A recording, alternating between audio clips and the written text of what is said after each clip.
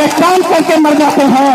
Police में नहीं होती इतनी मौतें, अरे इतनी मौतें तो दुर्घटना की सड़क दुर्घटना में भी नहीं होती जितने यहाँ पे अमीरों को कल ये परसों ही एक आदमी का जो लाइनमैन कोई भर गया और आउटसोर्स कहा परसों का मेरे ख्याल में वाक्य है और वो मरा और यहाँ प्रशासन ने क्या बोल दिया, अरे वो तो हड़ताल पे था, अरे वो तो हड़ताल पे था। तो भैया जो हड़ताल पे नहीं है वो लाइन पे ना जो है मर जाओगे तो बोलेंगे हड़ताल पे था। इसलिए कोई भी इस तरह का काम ना करे, जबकि वो ईमानदारी बताने गया था और ईमानदारी बता के लटक गया। बड़ा दुख है, नहीं होना चाहिए, लेकिन साथियों ऐसा इसलिए हो रहा है कि हमारे कर्मचारी टेंशन में काम कर रहे हैं। दिन भर चिंता रहती है कि आज शाम को सब्जी कैसे आएगी, आज शाम को आज जाके कहीं गैस न खत्म हो जाए, सीधे 1011 की पटक लगेगी।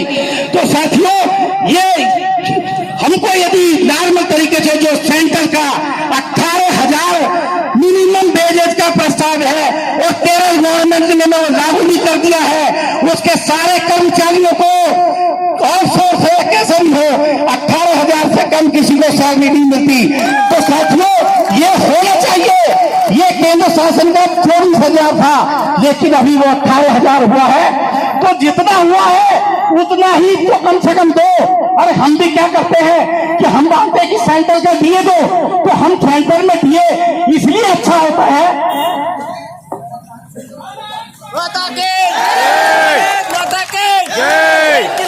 जिंदाबाद जिंदाबाद।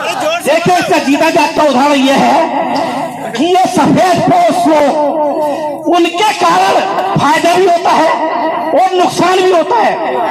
सेंट्रल गवर्नमेंट में आईएएस अधिकारी अपना डीए बढ़ा लेते हैं, रात बढ़ा लेते हैं और बेजबोर्ड भी करवा लेते हैं। अच्छा है, हमारे लिए अच्छा है, क्योंकि हम उनका अनुसरण करके कि सेंट्रल ने जो दिए हैं, सेंट्रल का जो वेतन है वो हम स्टेट में लागू करवाते हैं। लेकिन अभी क्या हो रहा है कि सेंट्रल का डीए बढ़वा लेते हैं और यहाँ पर जो स्टेट के आईएएस अधिकारी हैं ये सेंट्रल की तंज पे अपना डीए बढ़वा लेते हैं, लेकिन कर्मचारियों को इवन डिप्टी कलेक्टर तक का डीए नहीं बढ़ता।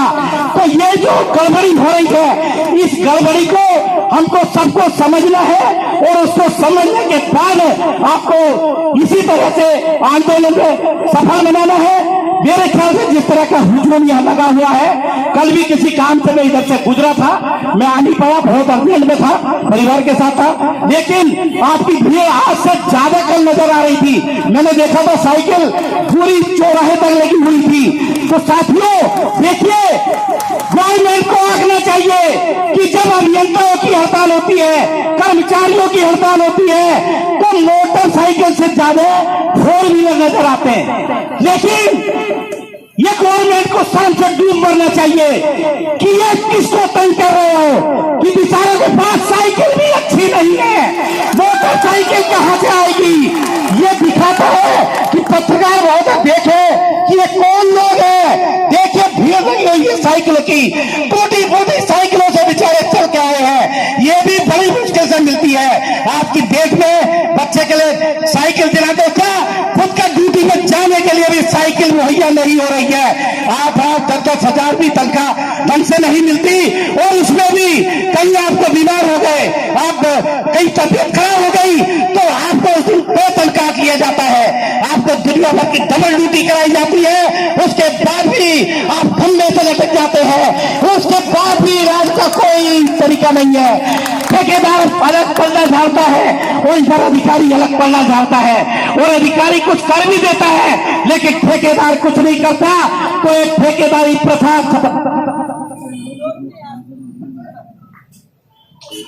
ये ठेकेदारी प्रथा खत्म होना चाहिए, क्योंकि ये ठेकेदार ही सबसे बड़ा नासूर है। इन्होंने शुरू किया था, शुरू में यहाँ से पेमेंट होती थी तो पता चलता था कि पेमेंट यहाँ से हो रही है, अरे पेमेंट तो बढ़ जाएगी, बढ़वा लेते, लेकिन आपने जो पेमेंट हमको दे रहे हो उसकी 2-3 हजार तो ठेकेदार ले जाता है।